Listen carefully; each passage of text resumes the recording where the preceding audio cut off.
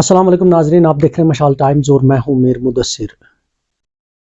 ہر وقت مشال ٹائمز کی کوشش رہتی ہے کہ وہ جو سیاسی صورتحال ہے وہ عوام تک پہنچے، اور جموں کشمیر کے اندر کس قدر سیاسی صورتحال ہے، کیا کچھ ہو رہا ہے سیاست کے حوالے سے، اور اس بیچ عام لوگوں کی جو پریشانیاں ہیں، کیا شکایات ہے، ان پر بھی ہم اکثر بات کرتے ہیں اور آپ سے نئے مہمانوں کو روبرو کرواتے ہیں، چاہے وہ سیاسی ہوں یا پھر سماجی ہوں۔ آج ہمارے مہمان ہیں جموں کشمیر نیشنل کانفرنس کی سینئر لیڈر، سابق وزیر جموں کشمیر مس سکینہ ایتول۔ ان کے ساتھ ہم آج بات کریں گے۔ پہلے بھی ہم نے کئی بار ان کے ساتھ بات چیت کی ہے، تو لیکن آج ہم سیاسی صورتحال کے ساتھ ساتھ جو عام لوگوں کی پریشانیاں درپیش ہے جموں کشمیر کو، اس پر بھی بات چیت کریں گے کہ سرکار کس حد تک کامیاب ہے عام لوگوں کو راحت پہنچانے میں۔ السلام علیکم۔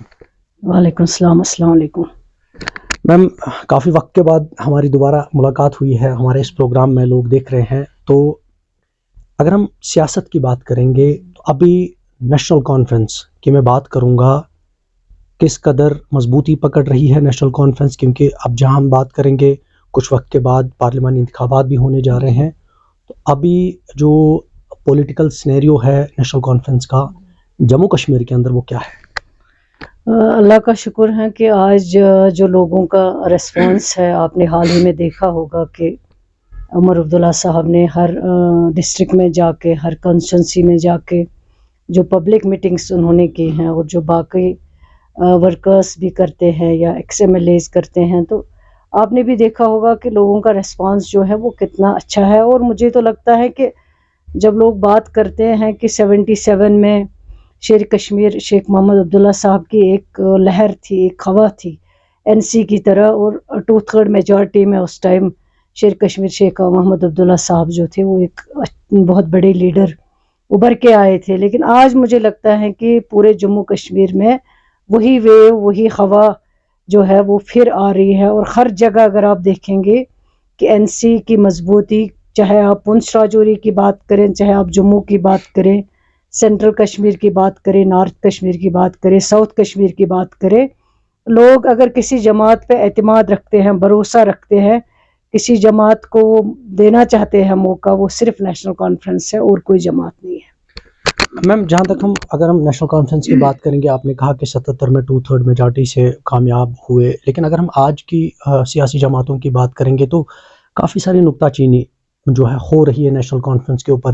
خاندانی راج ہے، 70 سال سے حکومت کی ہے، کچھ ہو نہیں پایا ہے جموں کشمیر کے لیے، تو کیا اس پر آپ کا موقف کیا ہے؟ کیونکہ ان کے پاس کہنے کے لیے کچھ نہیں ہے۔ اگر آپ جموں کشمیر کی ڈیولپمنٹ دیکھیں گے، اس کا سب سے بڑا کنٹریبیوشن شیر کشمیر شیخ محمد عبداللہ صاحب کا ہے۔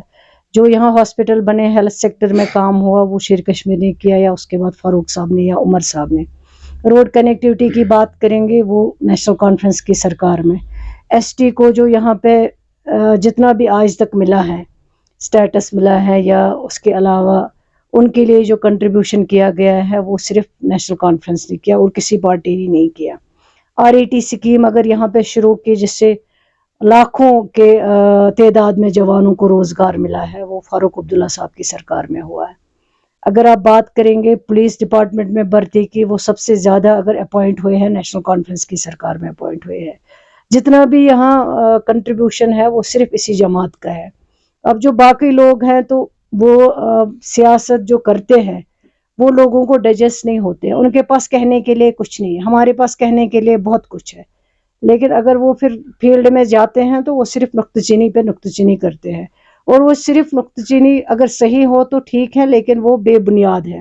خاندانی راج کی بات جہاں تک کرتے ہیں، اگر کوئی ڈاکٹر ہوتا ہے باپ، اس کا بیٹا اگر انٹیلیجنٹ ہو، نیٹ کوالیفائی کرتا ہے تو وہ ڈاکٹر ہی بنتا ہے۔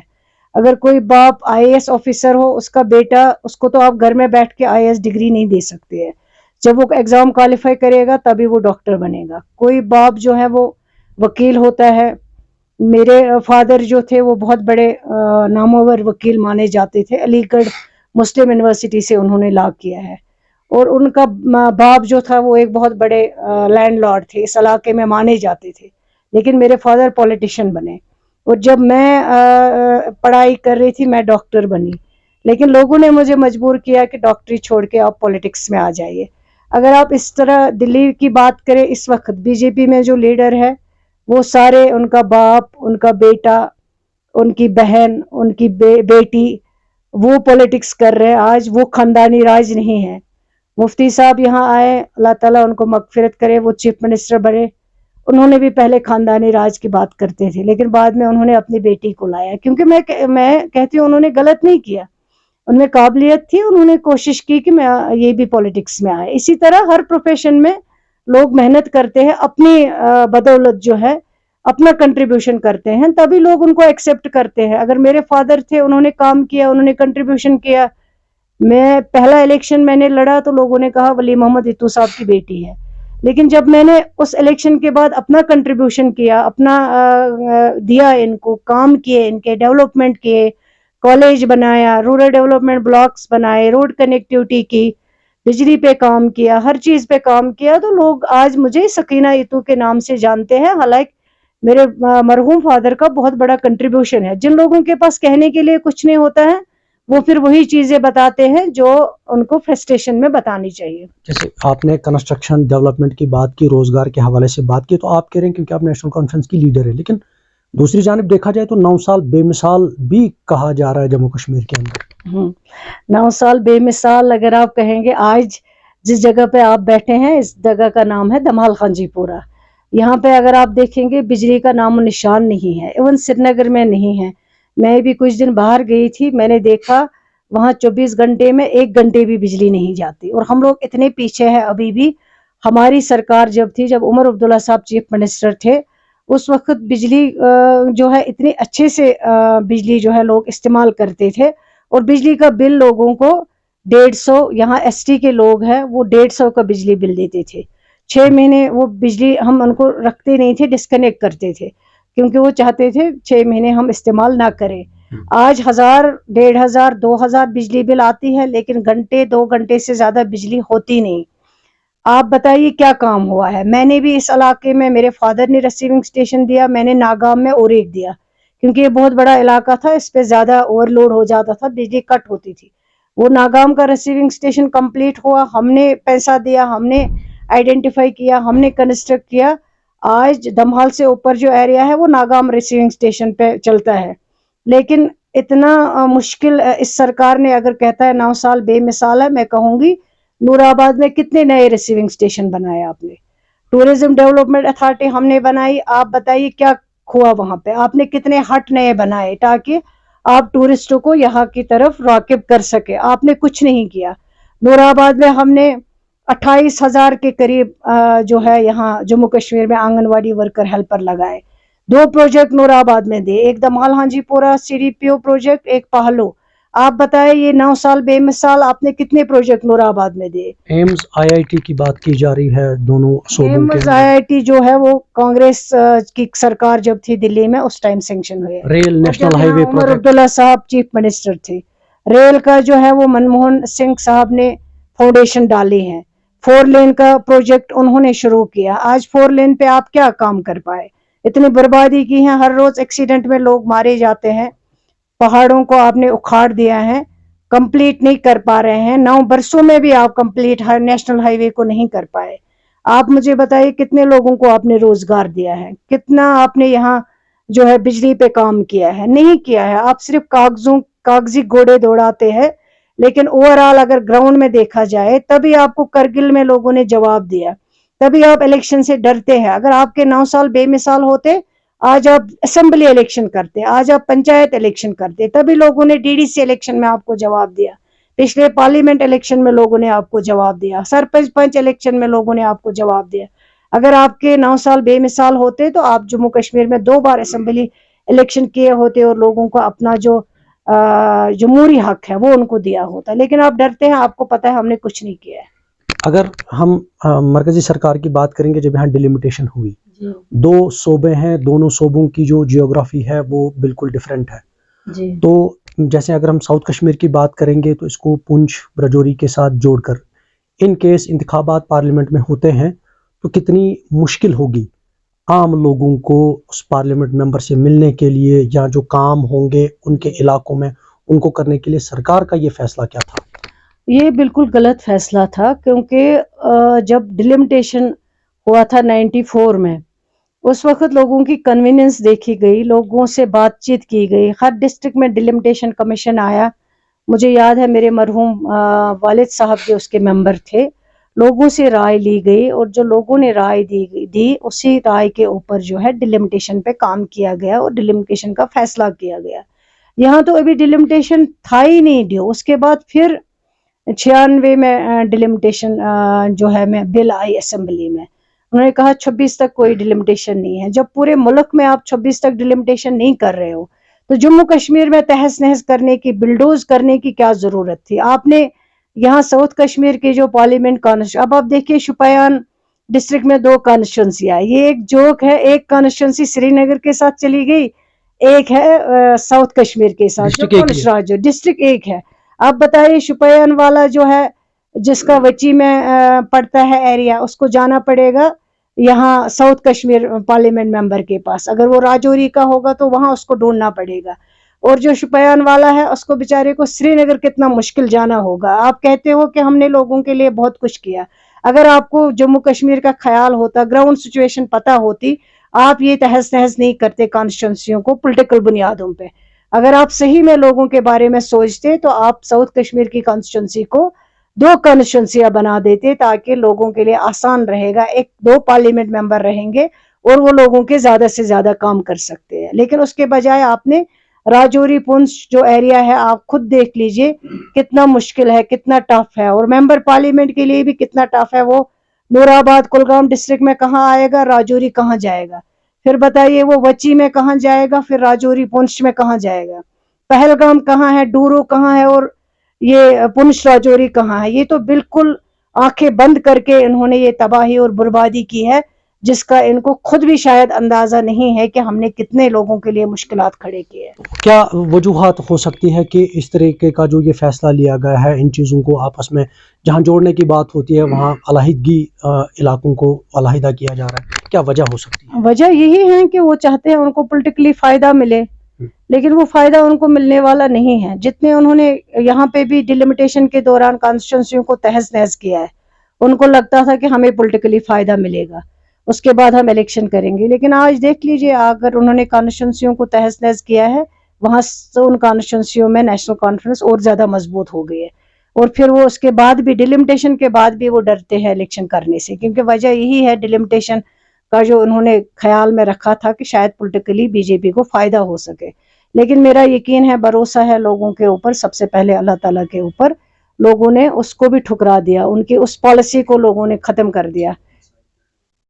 جی، تو میم جانیں گے جموں کشمیر کی عوام، اگر ہم دیکھیں تو اسمبلی 2018 کے بعد وہ ان چیزوں سے محروم رکھا گیا ہے، تو مسائل کیا ہیں، اور خاص طر آج کل جو جموں کشمیر کی عوام کو درپیش مسائل ہیں وہ کیا ہے؟ آج تو مسائل ہی مسائل ہیں. دیکھیں، ہماری سرکار میں ہم نے لوگوں کو بی پی ایل کارڈ دیے تھے، جو غریب تھے وہ اس پہ ریشن ان کو ملتا تھا، ان کارڈوں کو ختم کیا گیا. بجلی کا نام و نشان نہیں ہے، بل اتنا زیادہ ہے کہ غریب لوگ اس کو برداشت نہیں کر سکتے ہیں، پریشان ہیں.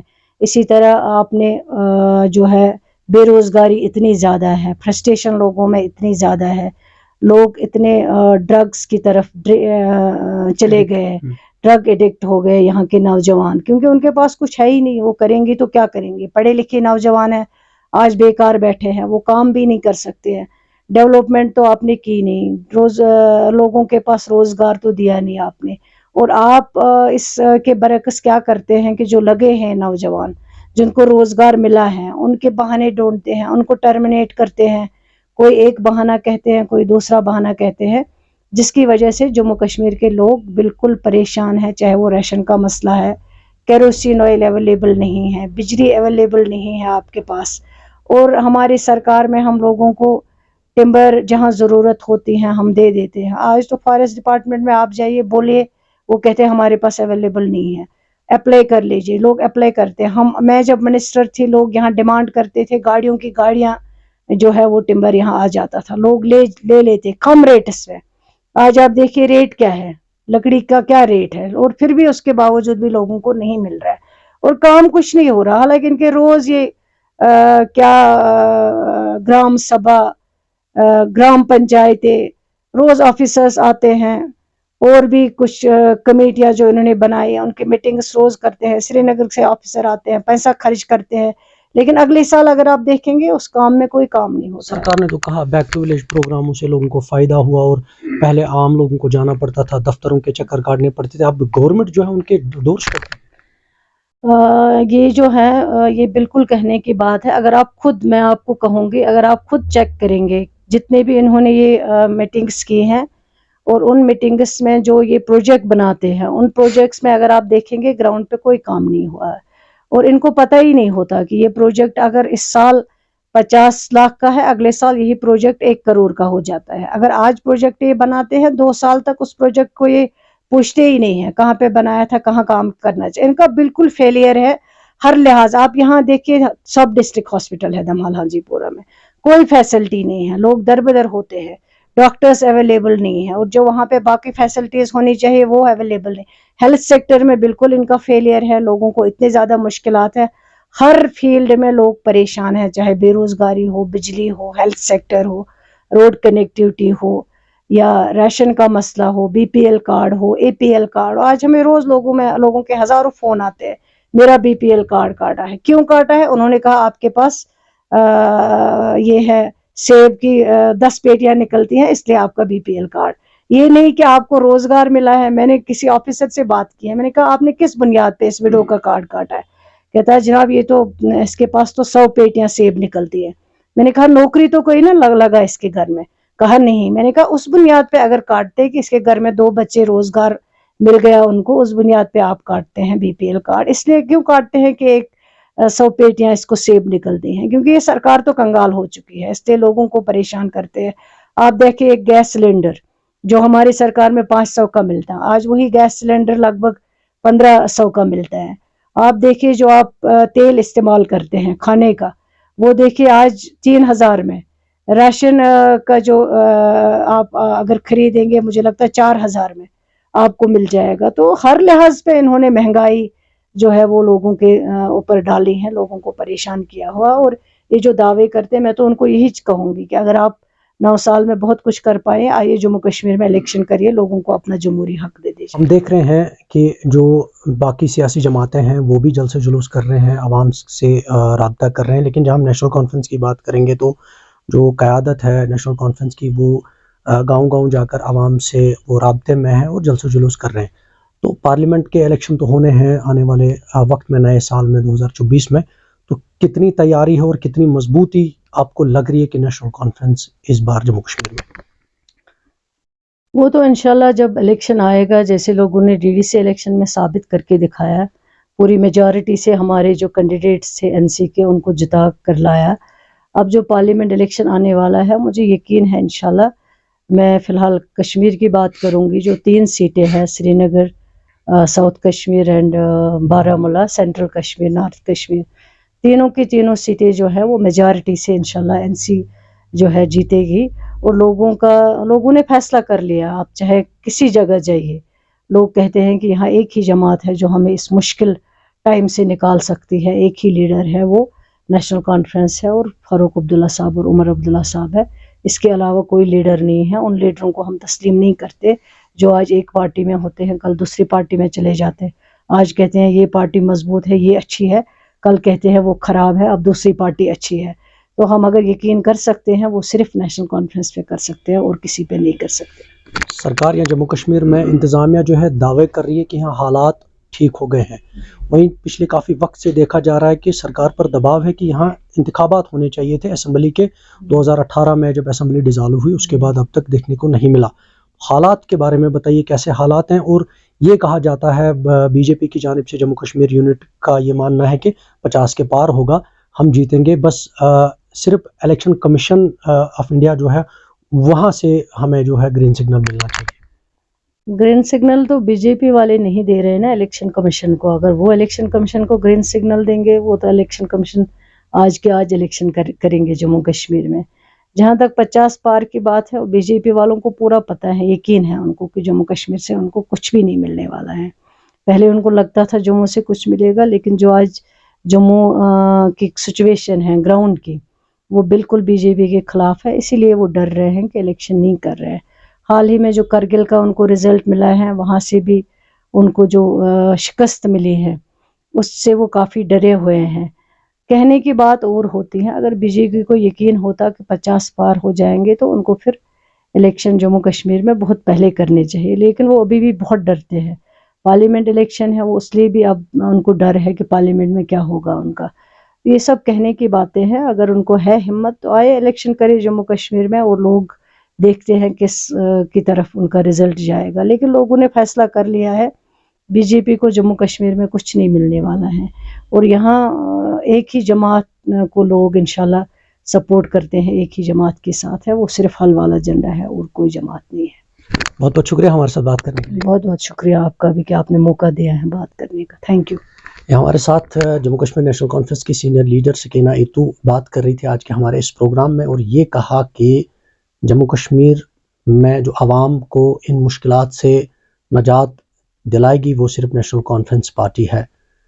तैयारियां चल रही हैं, आने वाले वक्त में पार्लिमानी इंतखाबात होने जा रहे हैं, लेकिन बिगुल बजना अभी बाकी है। उसके साथ में क्या कुछ तैयारियां होंगी, क्या आवाम के सामने मैनिफेस्टो होगा इस बार, जो सियासी जमातें जम्मू कश्मीर के अंदर हैं या जो नई पार्टियां हैं उनका क्या होगा, इस पर भी आवाम की नज़रें हैं। लेकिन मशाल टाइम्स पल पल आपके साथ है, और जो भी जम्मू कश्मीर के अंदर हालात और जो सियासी और सामाजिक सूरत हाल है, आवाम की जो परेशानियां हैं, वो आप तक लाने में अहम किरदार निभाता रहेगा। मीर मुदस्सर को दें इजाज़त। अल्लाह निगहबान।